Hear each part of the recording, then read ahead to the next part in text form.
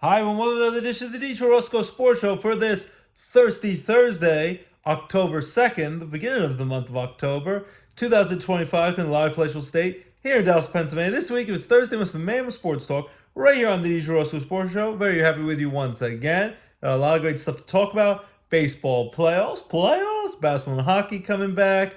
Football, week 5 of the NFL season. It's flying by. Penn State, college football, Notre Dame, all that great stuff, movies, shows, and there's a new addition to the Rescue family, and we have a new daughter. It's a puppy daughter. Here is, for the first time ever, for our national TV audience, around the world, around the globe, Haley Turetsky. Whee! Haley, say hi.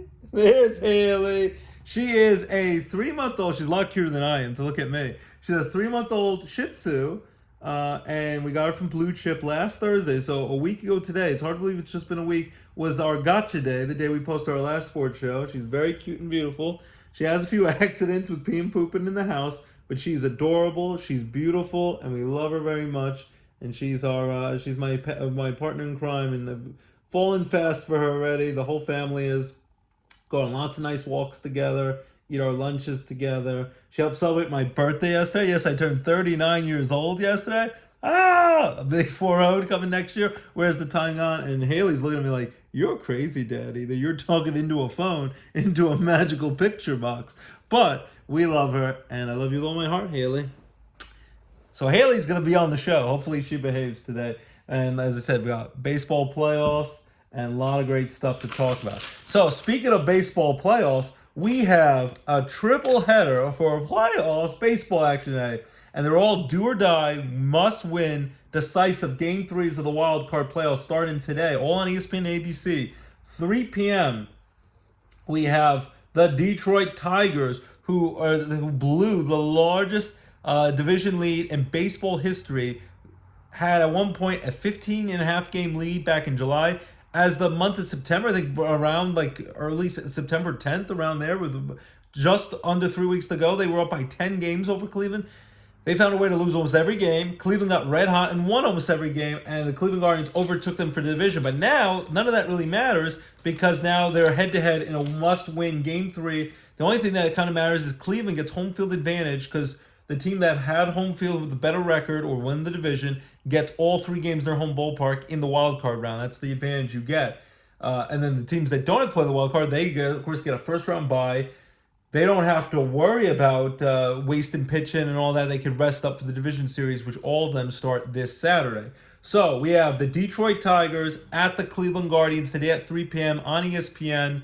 Tariq Skubal pitched great for the Tigers in Game 1, was amazing. Game 2, Tigers were looking okay, but then Cleveland got a big home run by Rocco in the 8th inning. They scored some runs, won 6-1 yesterday to push it to a decisive Game 3. So my pick today, I always mostly go with the home team in a must-win situation here. Especially you don't have to face Tariq Skubal, and the Tigers pitching is wearing thin. They limped their way to the playoffs, barely held on. Houston Astros failed to make the playoffs first time in 9 years, so hallelujah. I love when the cheating Astros don't make the playoffs. As a diehard Yankee fan, I hate the Astros more than I hate the Red Sox at this point, which is hard to do. I tell that to my kids. So I'm going to go with the Cleveland Guardians. It's going to be a heck of a close battle, but I think Guardians win at home over the Tigers. I'll say it's like a 3-2 ball game, and Cleveland will go on to the ALDS to take on the Seattle Mariners this Saturday in 2 days. Mariners, who broke their 21-year-long playoff drought in 2022 as a wild card team. They won their first division title since 2001, 24 years ago, back when they won all those games, 116 wins in Ichiro's Rookie of the Year and MVP campaign. So I think it will be Cleveland versus the Mariners this Saturday in Game 1 of the ALDS. So I'm going with Cleveland over the Tigers today. Then at 5 p.m., we have the San Diego Padres at the Chicago Cubbies. And my kids and I love the Cubs song. Every time they win, they say, "Go Cubs, go." Like Haley's singing, "Go Cubs, go." Hey, Chicago, what do you say? The Cubs are going to win today. Hi, Haley. She's like, "You're crazy, Daddy." They won Game 1, the Cubbies. Coming back, they had back-to-back home runs from Kelly and Suzuki. But then yesterday they got shut out 3-0 by the Padres. Machado with a big home run. Tatis is playing great in the defense in right field and smashing the ball. Padres have an electric bullpen, lights out, throwing over 100 miles per hour and nasty break and stuff. I'm going to go with the Padres here. As much as I'd love, I'll be silently rooting for the Cubs at home to win. I was so happy when they broke the curse of the Billy Goat 108-year World Series championship drought in 2016 when they beat Cleveland, who hasn't won a World Series since '48. They're in their own 77-year drought for championships. But I'm going to go with San Diego. I think San Diego has more talent, and they have an electric bullpen if they can get a lead. And I just think between Machado and Bogarts and Tatis, they have just so much firepower. I'm going with the Padres to beat the Cubs today. I hope that doesn't happen. I'll go with the Padres beating the Cubs. I'll say it's close for all, but they pull away at the end. 8-4, they win on the road at Wrigley Field today in Chicago. Padres will then go on the road against the number 1 seed, and the Mariners with number 2 seed, I should say, in the American League. They will go on the road to take on the number 1 seeded Milwaukee Brewers in the NLDS. Then for the third and final game of the night, it's my game. I'm wearing for good luck the 2009 Yankees World Series championship shirt. Last time they won the World Series. Last year they made the World Series the first time in 15 years, but lost to the LA Dodgers in disappointing fashion with all the errors and mistakes. So now it's Game 3, winner take all in the Bronx, New York, Yankee Stadium. Arch rival Boston Red Sox at the Yankees. Red Sox came back and won 3-1 over the Yankees on the road in New York on Tuesday night in Game 1. Where Max Fried, their ace, who's like a young Sandy Koufax and young Clayton Kershaw, was pitching great. Had thrown 6 1/3 shutout innings. They pulled him after 1 out in the 7th. Luke Weaver came in. He didn't retire a batter. He walked the guy. Can't walk Raffaello, who they've kept walking. And then he gave a big hustle double, and then a big 2-run single, and just like that, and then Bednar, their closer, gave up an extra run tonight. They lost 3-1. Weaver's really been struggling, but then last night when they needed a win, do or die, Game 2 for the Yankees. Ben Rice, who wasn't in the starting lineup because it was a lefty-lefty matchup against their dominant lefty starting pitcher Garrett Crochet of the Red Sox, who shut the Yankees down besides Anthony Volpe's solo home run in Game 1. And then you had against Chapman, bases loaded, down by 2 in the 9th, nobody out, and they couldn't get a run in, not even a sac fly. But then in Game 2, Ben Rice, 2-run homer, first pitch he sees in the first inning. They go up 2-0. But then Carlos Rodon, the Yankees star lefty pitcher, he gives up a 2-run single to Trevor Story, who's been not unstoppable so far in this early playoff series against the Yankees. He gets a 2-run single to tie it 2-2. Then Judge makes it 3-2, a drop RBI single. Duran dropped it, Jared Duran in left field. And then Trevor Story, again, they leave Rodon in, who pitched pretty well last night, started struggling after a while, walking guys. Trevor Story crushes a home run, ties it up 3-3 in the 6th. But the big one was when it was 3-3 against Garrett Whitlock, a former Yankee, tough right-handed reliever for the Red Sox. You had a walk to Jazz Chisholm, and who he was pissed he wasn't in the starting lineup because it was lefty-lefty matchup, and then Rosario start instead in Game 1. He's the guy, he had to mercy rule someone, and crushed him in MLB The Show to get over him being frustrated. He has back to the media when he was talking to them after Game 1, but then he was the hero in Game 2 because then Austin Wells, big RBI double down the line, and Jazz Chisholm, super quick, I think 14.9 seconds from first base to home, scored the winning run, the go-ahead run in the bottom of the 8th, and then Bednar closed it out in the 9th. Judge caught the fly ball to finish it off after 2 strikeouts for Bednar. So now we're here. Game 3, winner-take-all, 8:08 tonight on ESPN app. By the way, the Padres-Cubs game is going to be on ABC today at 5 o'clock. So 8:08, Red Sox and Yankees. It could go either way. Red Sox have had the Yankees number. This year, they mostly beat up on the Yankees. Last couple of times in the playoffs, in 2018, the Red Sox beat the Yankees in 4 games in the ALDS. At Yankee Stadium, they closed out. And then 2021, back when it was only just a 1-game wild card playoff game, Garrett Cole struggled, and the Red Sox knocked off the Yankees in that wild card game in 2021. I'm going to say the Yankees exercise their demons. I'm hoping, fingers crossed, Yankees get it done tonight. They're going to have to go with Cam Schlittler, who pitched great this year for the most part. Very low ERA, lots of strikeouts, gives up some home runs and a couple walks here or there. Home run ball at times hurts him, but hopefully Cam Schlittler pitches great. Red Sox going with a young starter as well. I say the Yankees get it done tonight. It's going to be tough. I'll say it's a 6-4 ball game. Yankees over the Red Sox at home. Yankee home field advantage makes a little bit of a difference. And Giancarlo Stanton, who's been quiet so far, I think gets a big hit tonight after has been amazing in the playoffs his whole Yankee career. He's been strong in the first 2 games. He, I think, will come up big. Judge has been playing pretty well, hitting the ball pretty well in the first 2 games. Jazz Chisholm will line up. Ben Rice could make a big difference. I said the Yankees get it done 6-4 tonight, and then they will go on the road, take on another AL division rival on the road in Toronto, Canada, against the Toronto Blue Jays this Saturday night. Yankees Blue Jays ended up tying for the first place in the division, but the Blue Jays beat them more head to head, so that's how they got the tiebreaker, and then they had to play in the wild card round. So I think the Yankees will beat the Red Sox, and we'll go play the Blue Jays in the ALDS. So I have my baseball picks here, and I made them beforehand. So I go in the American League. As I said, Yankees over Red Sox, Guardians over the Tigers, both in 3 games, 2-1. And then in the ALDS, I'll have the Yankees over the Blue Jays going the distance in 5 games, winning it on the road in Toronto to go to the ALCS. And then I'll have the Mariners, the 2 seed, over the Cleveland Guardians, 3-1 and 4 games in the ALDS. So then I think it'll be the ALCS, like it was a few years back in the 2000s and all that. In the early 2000s, I'll go with the Yankees over the Seattle Mariners, 4-2 in 6 games to win the American League Championship Series, to go to the World Series, the Fall Classic. And then in the NL wild card, I'll have the number 5 seed Padres over the Cubs, 2-1, winning today in Game 3. The Dodgers last night overcame a 2-0 deficit. They beat the Cincinnati Reds, the only 2-0 sweep in the wild card round, won both games in LA, so they have an extra day off, LA Deli style. Padres, the 5 seed, will then take on the Milwaukee Brewers, the number 1 seed. I think the Padres pull off the upset with all their firepower. They beat the Brewers 3-1 in 4 games. The NLDS to go to the NLCS. And I think it'll be a rematch of the 2022 NLCS between the Padres and Phillies. I think the Phillies should be a great matchup. Phillies versus the defending world champion Dodgers. Shohei Ohtani will get his first playoff pitching start. He's been great as a postseason hitter. Last year's first time in the postseason, helped them win the World Series. This year, first playoff game, didn't do much yesterday, but the first playoff game on Tuesday night in Game 1, crushed 2 homers for the Dodgers. Teoscar Hernandez has been doing great. Kike Hernandez is always electric in the playoffs. You have Freddie Freeman. Mookie Betts had a big playoff game last night to knock off the Reds.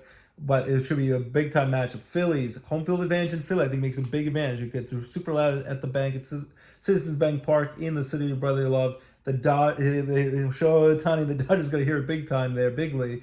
Dodgers, of course, defending World Series champions with all their firepower, but they struggled throughout the different points of the regular season.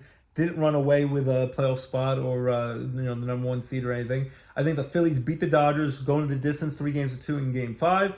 So then I think it'll be Phillies, Padres in the NLCS. I'll go with Phillies over the Padres like it was 3 years ago in 2022. 4-1 in 5 games. They'll win that. And then my 2025 World Series prediction, Fall Classic, drum roll please. As much as I want to see it be reversed like it was in 2009 when I saw my Yankees in person, bleacher creatures, and I took my whole family to see it. Thanks to my grandma Sue giving us the money for it. So the Yankees beat the Phillies in 6 games in the World Series. I think Nick Hollick and Stephen Wade and Tony Neville, all the Philly fans will be excited. I'm going to go with the number 2 seed Phillies getting revenge on the Yankees 16 years later and getting avenging their World Series loss 3 years ago when they lost to the Astros. They get over the top. I'll go with the Phillies over the Yankees. 4-2, winning in 6 games. Home field, they'll clinch it at home at Citizens Bank Park in Philadelphia. Phillies over the Yankees to win their first World Series title in 17 years since 2008. So if you agree, disagree, love to hear from you on the DJ Roscoe Sports Show. The molding is not a tumor and things of that nature. Hasta la vista, baby. The Turbo Man, Jamie! And all this one's that's it. It's for Cookie. That's good enough for me. Haley thinks I'm crazy. Cookie starts with C. Cookie starts with C. So that's my playoff bracket, breaking that down. As I said before, NBA preseason starting up. The Knicks were playing the Philadelphia Sixers I think in Dubai at 12 p.m. this afternoon. And then the NHL preseason is well underway. Actually, hockey will start off with their opening night this Tuesday night, October 7th. In just 5 more days, a triple header on ESPN. I think even with Rangers and Penguins. So very exciting from 5 o'clock all the way to like 1 a.m. when the last West Coast game's over. ESPN will have a triple header this Tuesday, October 7th. So hockey regular season's about to start. NBA preseason starting. The regular season starts just a couple weeks now that we're in October. Even though it's feeling pretty warm. Enjoy it now because it's going to get cold soon. It's going to start getting darker early when we have to turn the clocks and everything. It's already getting dark by like 7 o'clock. I'm going to go to my son and daughter's football and cheerleading and soccer practices and stuff like that. But basketball and hockey will be back really soon. Broke down the baseball playoffs for you. College football, this Saturday, Penn State, who lost a heartbreaker in the whiteout game, over 110,000 people, I think over 111,000 people, to Oregon. And still James Franklin's going to have to get over the hump and prove once and for all that he could beat one of the big boys schools, not the Mickey Mouse schools that they dominate. This was a chance to do it. They almost were able. They were down 17-3 most of the game, doing nothing on offense, Penn State. But then they made a ferocious comeback, tied it up 17-17, scored a touchdown to tie it with about 30 seconds to go in regulation, got to overtime, scored first in overtime, when each team gets the ball at the 25-yard line. There's no special teams involved besides field goals. But then on fourth down, they couldn't make the final stop to stop Oregon. Oregon scored a touchdown. And then Oregon scored first in the second overtime. And then Drew Allard made some costly interceptions, including last year in the semifinals to go to the national championship game to take on Ohio State. Threw a big interception to Notre Dame when it could have just went to overtime. Drew Allard throws a big interception here in double overtime. And just like that, the shock sold-out crowd, whiteout, was left in shock. And they lose 30-24 in double overtime. They've dropped now from the number 3 in the country to now number 7. They will have another big time showdown later in the year, in a few weeks. I think in early November, around November 11th, they will take on Ohio State Buckeyes, the number 1 ranked team in the country, defending national champions. We'll see if James Franklin can shut up the critics. Hopefully he can at some point. This week should be an easy win for them. They go on the road. Now it's a Big Ten matchup because they moved from the Pac-10 to the Big Ten. Pac-12 to the Big Ten. Penn State at UCLA, 3:30 p.m. on CBS Paramount Plus.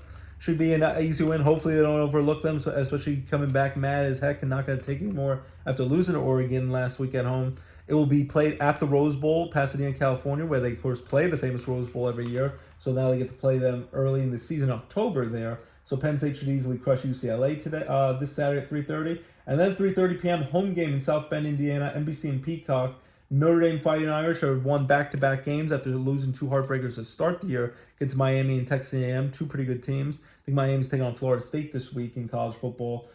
They were able to win the week before over Purdue at home, and then last week crushed Arkansas, or Arkansas, that we say during March Madness. College basketball, they won that on the road last week. And now this week, they should easily be able to beat Boise State. They're not playing on the road at the Bluefield. And Ashton Genty has graduated from Boise State and now is on the Vegas Raiders and doing well for them as a rookie. So Notre Dame should easily beat Boise State 3:30, and also 3:30. Penn State should easily beat UCLA. Georgia just got beat by Alabama, so Alabama is starting to ride high after starting off the year poorly, losing to Florida State. Alabama will be the host to a big-time match against Vanderbilt this week in college football on ABC and ESPN. As I said, Miami versus Florida State. We're watching the commercial right here as we get ready for playoff baseball. A lot of big college football matchups this Saturday. Vanderbilt at Alabama 3:30 and Miami at Florida State this week. So check that out. So that's the college football talk. Talk basketball, hockey, playoff baseball. We are about 42 minutes away from the first pitch. High school football. I got to cover 2 high school games back-to-back last week. Both articles in the paper. Feel fortunate about that. Got to cover Hanover being Tunkhannock on the road 42-0. Military Appreciation Night. It was always it's always big to cover that. And then on Saturday afternoon in Dunmore, in the Electric City in Scranton, Holy Cross won a high-scoring shootout game, 44-38 against their rival, the Holy Redeemer Royals. Holy Cross Crusaders win. I talked to their star senior running back Kevin Vincent, who scored 5 touchdowns, 5 to 6 touchdowns. Holy Cross scored in that game. I interviewed him after the game. It's on YouTube and Twitter and Facebook. Said they only had 19 active players. They fought through, next man up. They win on a big-time stand on defense at the end when Holy Cross was struggling at times, stopping all the big-time passes and deep bombs they were throwing Holy Redeemer. They win 44-38, and that was in the Sunday paper. As my article Saturday. This week, tomorrow, I'll be in Tunkhannock again. I cover most Tunkhannock home high school games for Times Leader. It'll be the Lake Lehman Black Knights, who are starting to find their mojo. They crushed Nanticoke last week. I think they're now, 3-3. They're 500 again under Coach Jerry Gilski, longtime coach of the Lake Lehman Black Knights. They'll go on the road, take on the Tunkhannock Tigers this Friday at 7 p.m. I'll cover that, and my article should be in Saturday's brand new edition of the Times Leader newspaper if you want to check it out. And then this Sunday, after doing some college volleyball at Penn State Scranton this Saturday, and go to my kids' soccer games. I have a soccer game for my daughter tonight, and then for my son on Saturday, and then I go to volleyball at Penn State Scranton Dunmore on Saturday, and then we celebrate belated my birthday with the rest of my family who lives in New York and Scranton Going out, I think, to Flaming Crab, good seafood place by Walmart in Wilkes-Barre this Saturday night. Hang out with the family. And then Sunday, my kids will play a football game for the junior mounts against Crestwood High School, at Crestwood High School. So that should be fun as well.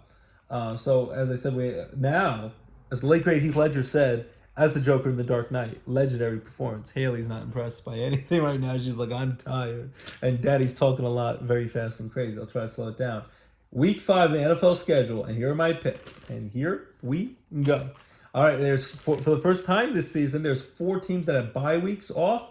There's 14 NFL matchups this week in Week 5. The Pittsburgh Steelers will go into their bye week 3-1.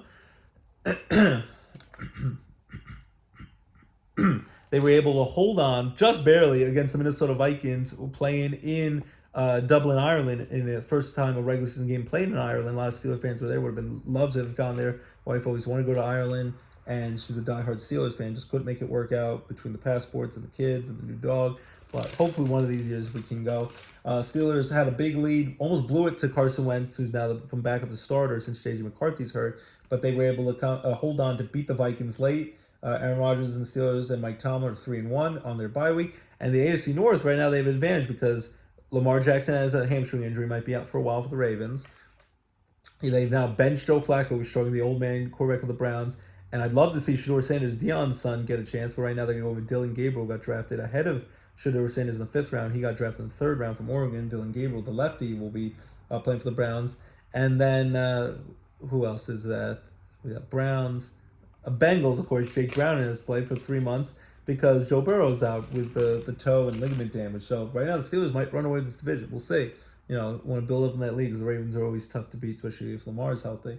The Packers, who are 2-1-1, they have a bye week. They had a 40-40 tie, highest scoring ever tie in NFL history. I was like, after all that, after 4 hours, I stayed up late, almost at 1 a.m.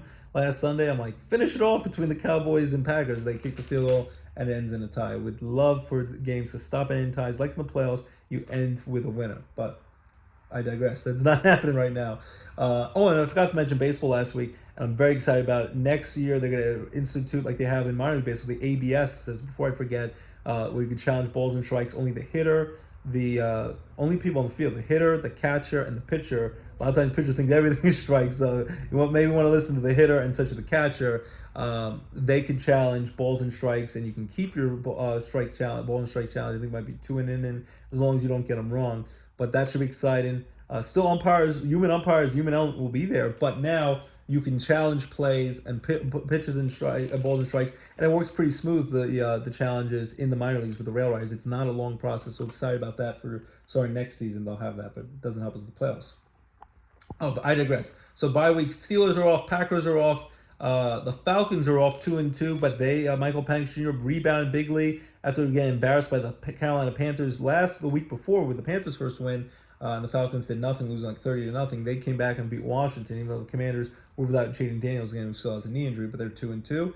And the Bears, 2-2. They have a bye week. They're off getting to rest up after getting a nice win against the Raiders last week and beating the Cowboys the week before, so they're 2-2. So now, starting tonight, Thursday Night Football on Amazon Prime Video at 8:15 p.m. Kirk Herbstreit and the great Al Michaels. Do you believe in miracles? Yes, like the 1980 Miracle on Ice USA Olympic team over Soviet Union. He called that back in the day.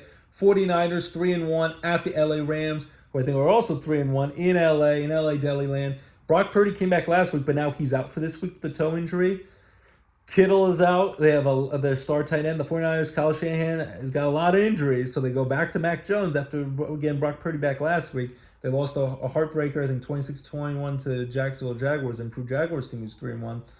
Even though it's a division rivalry and it's usually close, 49ers, when they're healthy, have a good chance to kind of have the Rams number. But I'm going to go with the LA Rams. Sean McVay in company, offensive genius, and Matthew Stafford, as long as healthy, throwing the ball to Puka and all the other offensive weapons.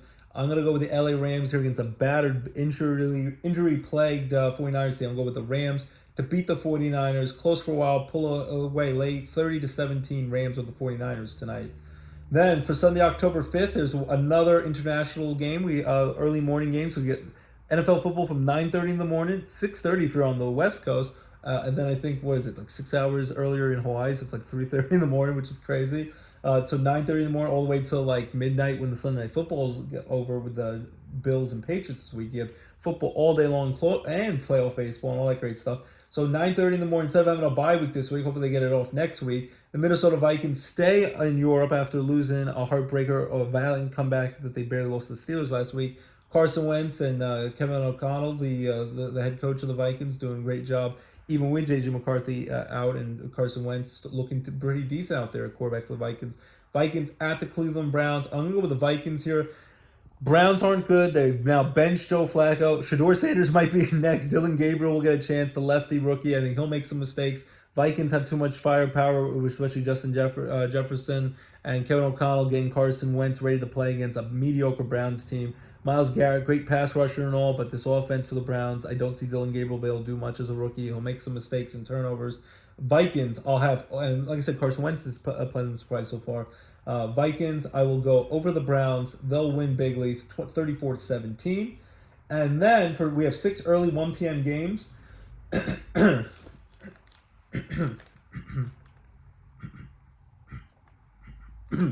it starts 1 o'clock on CBS, the 1-3 Texans. Hallelujah, hallelujah. They finally won a game. C.J. Stroud and company, D'Amico Ryans. But of course, it was against the crappy Tennessee Titans with their number 1 draft pick quarterback Cam Ward struggling. So I don't know if that game really counts. It was against like a Pee Wee football team. But I digress. They lost some close games early, but they finally got a win last week. Texans out on the road against the Ravens, who are 1-3. Big time disappointment.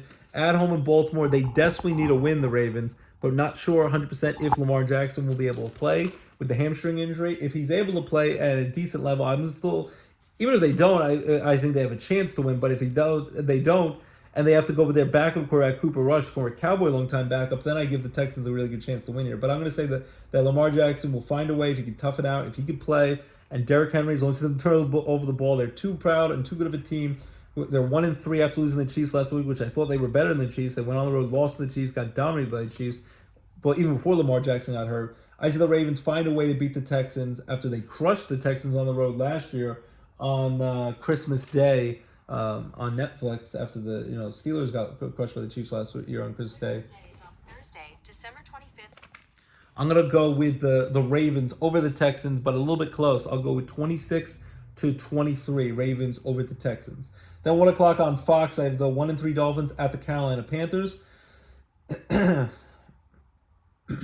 going to go with the Dolphins here. The Panthers, as I said, Bryce Young is improving, but they're still a lackluster team. I know they crushed the Falcons the week before. I think they lost last week. So they're 1-3. Dolphins were 0-3, getting embarrassed in a lot of games, even though they played the Bills tough on Thursday Night Football a little over a week ago. But now the Dolphins battled the defeated toilet bowl, were able to beat my Jets, who made a lot of silly penalties and turnovers, cost the Jets mildly, and the Dolphins held on at home to win 27-21 over my Jets. I was hoping the Jets would finally get a win, so they're 1-3, but they now lose their star wide receiver Tyreek Hill. Never mind his off the field indiscretions and all the craziness, the jokes about all the kids he's had and all that. He's still a dynamic wide receiver. The Chiefs still miss him to this day that they don't have him. And now it was a nasty, gruesome-looking injury against the Jets on Monday Night Football. He had a dislocated knee, tore his ACL. He'll be out for the rest of the season. Should be back next year. Hopefully he can regain his speed because he's always been known for being a speedster. His nickname was the Cheetah back with the Chiefs when they won that first Super Bowl with the 49ers in 2020, in the 2019 season. And it was weird. He was like smiling, laughing, enjoying life, even though it was a bad injury. And we pretty much knew from the beginning, as soon as it happened, he was done for the year. But they're without Tyreek Hill. But I think the Dolphins, too, as long as he's healthy and the offense can rebound from this. And I also like their tight end Darren Waller, who they got back, who was retired last year from formerly of the Raiders and the Giants. Rather retire than play for the Giants last year. He came back and they got him and he was also in the Minkah Fitzpatrick part. He came into Miami along with Minkah Fitzpatrick for Jalen Ramsey with the Steelers all season. And Darren Waller caught 2 touchdowns against the Jets on Monday night last week. I think the Dolphins are just a little bit better. I don't necessarily think it's going to be a blowout, but I'm going to go with the Dolphins to beat the Panthers 23-13 and win by 10 points. But losing Tyreek Hill definitely hurts. Then 1 o'clock on Fox, we have the Vegas Raiders 1-3, struggling after beating the Patriots in Week 1 on the road. They've lost 3 in a row. Pete Carroll, the first-year coach, 74 years young, with all that enthusiasm. Geno Smith, formerly the Seahawks, now the Raiders quarterback, is struggling. They go on the road, take on the Colts, where Daniel Jones is playing amazing. They're 3-1. Did have done great the first 3 games. They barely ever had to punt the ball. They were dynamic offense. Lost a close game, a tough one to the LA Rams last week in LA. But now I think the Colts back at home, better than the Raiders. I think the Colts will be ready to go, bouncing back from a week 4 loss last week. Expect Daniel Jones to keep playing well. Now he doesn't have to run for his life for that crappy Giants offensive line. And everyone, once they leave the Giants and the Jets, they seem to do well. Same thing happened with Sam Darnold leaving the Jets. I'm going to go with the Colts over the Raiders. Close for a little bit, they pull away 27-17, Colts over the Raiders. Then at 1 o'clock on CBS, the New York Giants, the G-Men, the New York Football Giants, 1-3, upset the LA Chargers last week at home at MetLife Stadium in Jersey. Their rookie quarterback Jackson Dart played very poised and played really well out there, running and throwing that ball. The sad thing is Malik Neighbors, their star wide receiver, is out for the season. He tore his ACL. They got to get rid of that crappy AstroTurf at MetLife Stadium. It cost Aaron Rodgers a couple years ago with the Jets tearing his Achilles. A lot of injuries have happened the last few years. Hope they can get grass there, but I guess it's easier to change things up when they're having different activities and venues and concerts there. But that turf monster's done horrible things for the Giants. Malik and the rest of the teams and the players who play on that field. Malik Neighbors, their year 2 after having a great rookie year, is out for the season. Maybe they bring back Odell Beckham Jr. OBJ would love to come back to the NFL, who also is formerly tore his ACL. After doing so well with the Rams at Super Bowl, he tore his ACL in that game.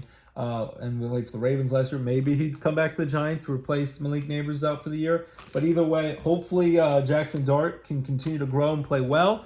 Brian Dable and their head coach and Joe Shane, their GM, maybe will save their jobs if Jackson Dart plays well. Formerly out of Mississippi University, just like Eli Manning, the great legendary Giant quarterback, winning 2 Super Bowls and against Brady and the Patriots in his prime, and should be a Hall of Famer at some point. Got seen with the Savannah Bananas a couple weeks ago at Yankee Stadium. Jackson Dart hopefully keeps playing well. They go on the road against the New Orleans Saints, one of the few 0-4 teams in football. I think it will help. They play the Saints, who stink. Jackson Dart is on a roll. It will hurt losing Malik Neighbors. The Giants have enough firepower. I think as long as Jackson Dart stays poised and doesn't get too cocky out there, I think the Giants play well against a bad Saints team this week after beating a really good Chargers team with Justin Herbert, Harbaugh, and Justin Herbert and Jim Harbaugh at the helm. That was a big upset. I said the Giants win 2 in a row under rookie quarterback Jackson Dart, improved to 2-3. They beat up on the Saints. I'll go with 27-10. They win by 17 on the road. Then 1 o'clock on Fox, it's the Dallas Cowboys 1-2-1 at the New York Jets. They had a 40-40 tie Cowboys against the Packers last week. George Pickens, former Steeler receiver, who's at times been a little crazy. He's been playing well. CeeDee Lamb was banged up. Dak Prescott playing well. They go on the road, and they have the best kicker in football, that Brandon Aubrey, kicked field goals from like 70 yards away. My Jets, a few years ago, back in 2019 when Sam Darnold was quarterback, my wife and I went to that game. The Jets pulled off the upset and knocked off the Cowboys. Would love to see that happen, but they're now 0-4, too many penalties, too undisciplined, even with their new coach, Aaron Glenn, who I'm rooting for, the former star cornerback of the Jets, and then Lions defense coordinator. Justin Fields coming back from the concussion, played pretty well running and throwing that ball, especially running the ball against the Dolphins on Monday Night Football. Garrett Wilson's a star receiver. He's done some good things. Mason Taylor, Joy Taylor, the media personality's nephew. Jason Taylor, the star pass rusher of the Dolphins' son. Played at LSU in college. He looks like a good tight end, but too many turnovers, too many penalties. And as much as I'm rooting for my Jets to win at home, I don't see it happen. I think the Cowboys don't like the Cowboys. Skippy Bayless will say, "How about them Cowboys?" Watch that Cowboy documentary about Jimmy Johnson and Jerry Jones falling out back in their 90s dynasty Super Bowl teams. I'm going to go with the Cowboys here. I'd love my Jets to win, but I'm rooting for the Jets home and wrong. I'm going to go with the Cowboys to pull away late, and they will beat the Jets 30-20. Then the last of the early 1 p.m. games.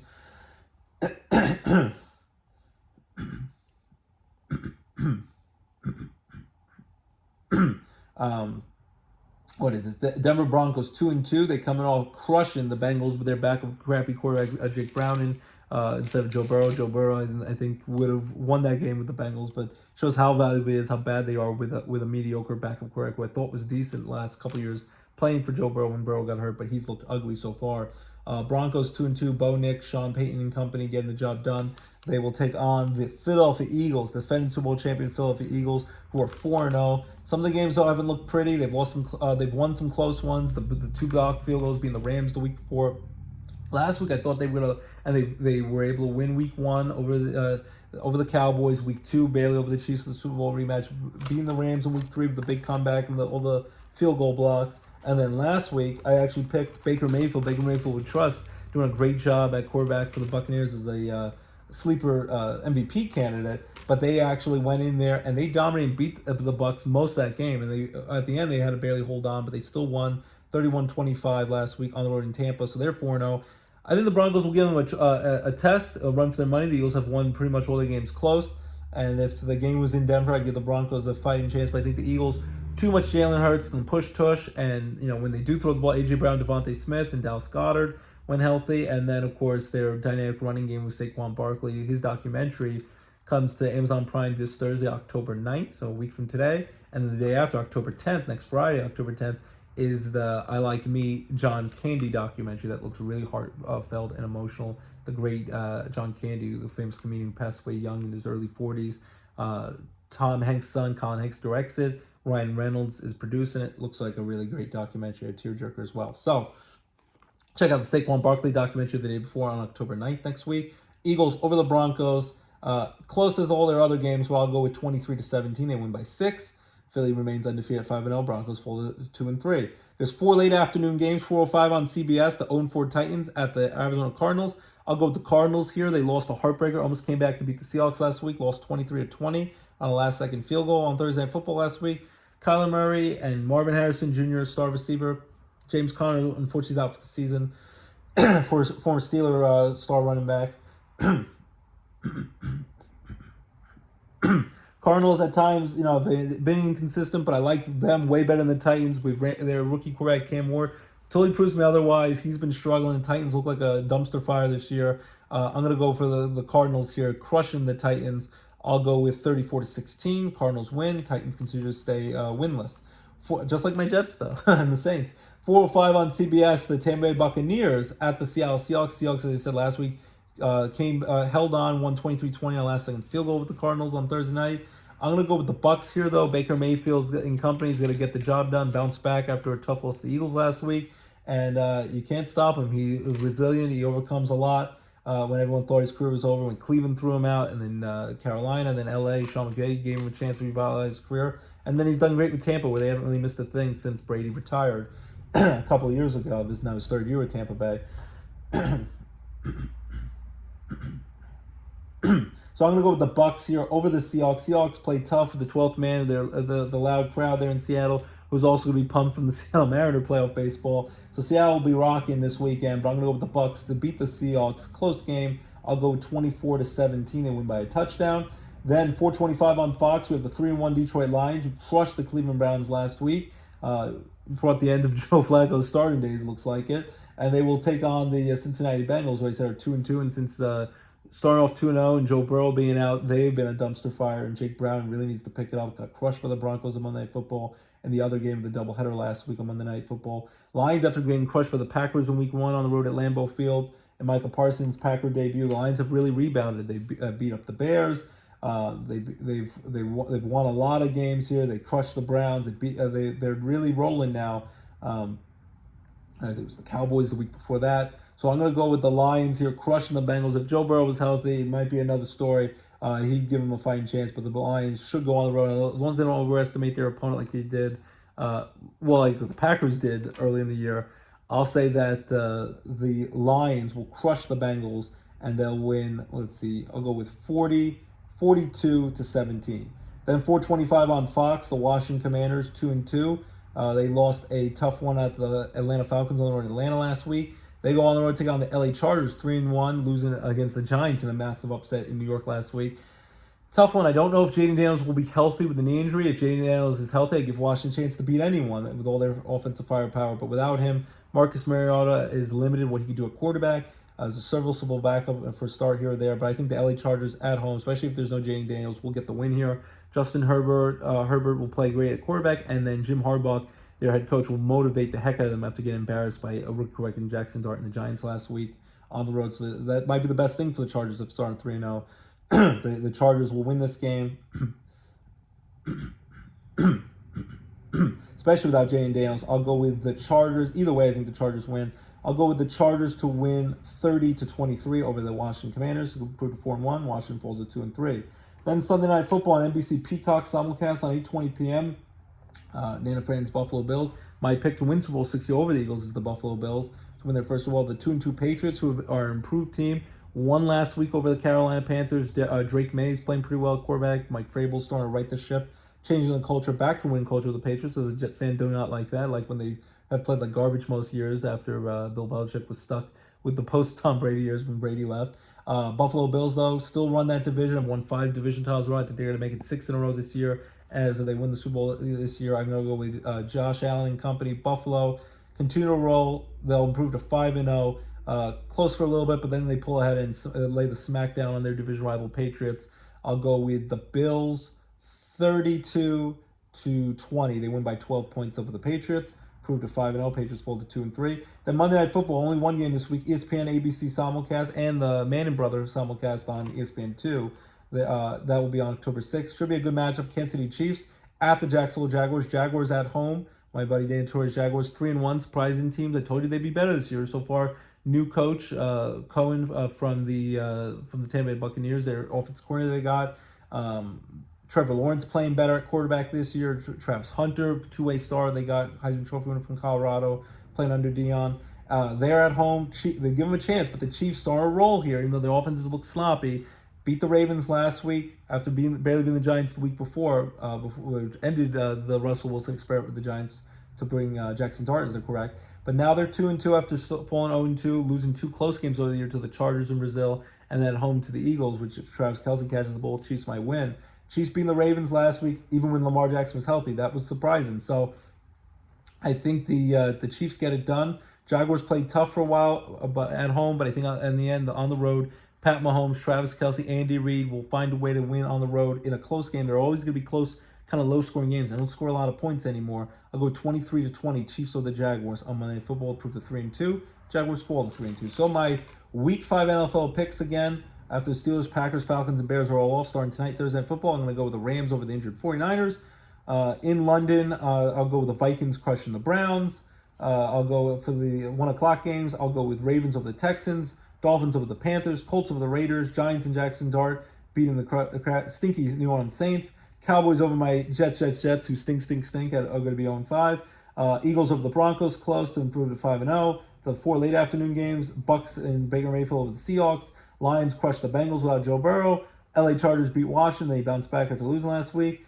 Bills crushed the Patriots in Sunday Night Football. And Monday Night Football, the Chiefs close over the Jaguars. So those are my Week 5 NFL picks for the 14 matchups.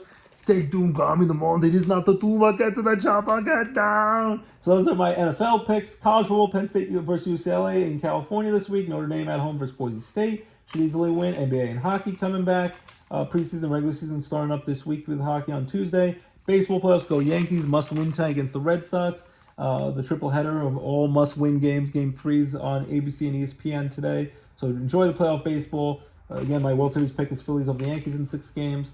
Reverse of the Yankees when they beat the Phillies in 6 games in 2009 when I went to that. So NFL, college football, basketball, hockey, baseball playoffs.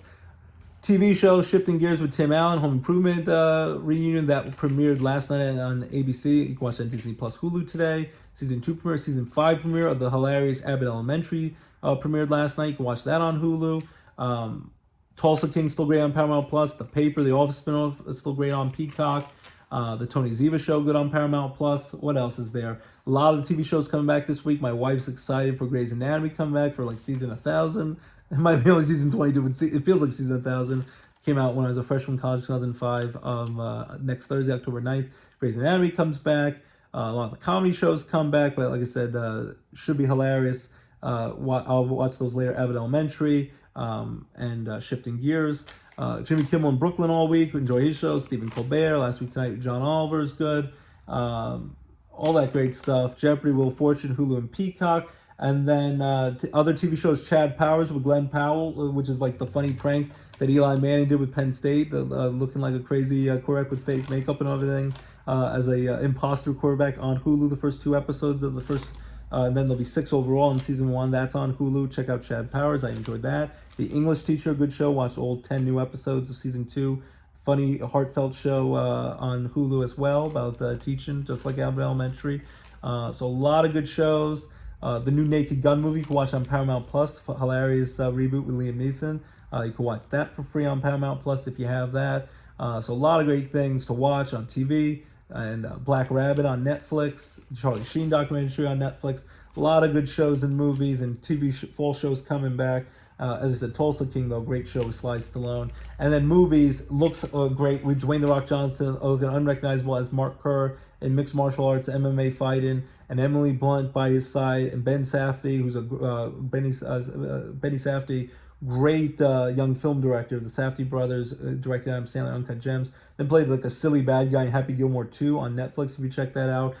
Great film director, wrote and directed The Smashing Machine with Dwayne Rock Johnson. Might get some Oscar buzz and award buzz. That comes out tomorrow. So that looks great. The Smashing Machine. Can't wait to watch that.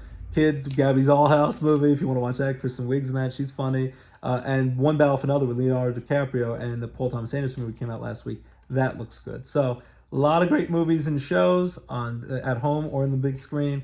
And keep it locked. DJ Roscoe Sports Show. Your home for all your favorite sports and entertainment talk. Right here, DJ Roscoe Sports Show. My wife, I want to thank her for all my heart.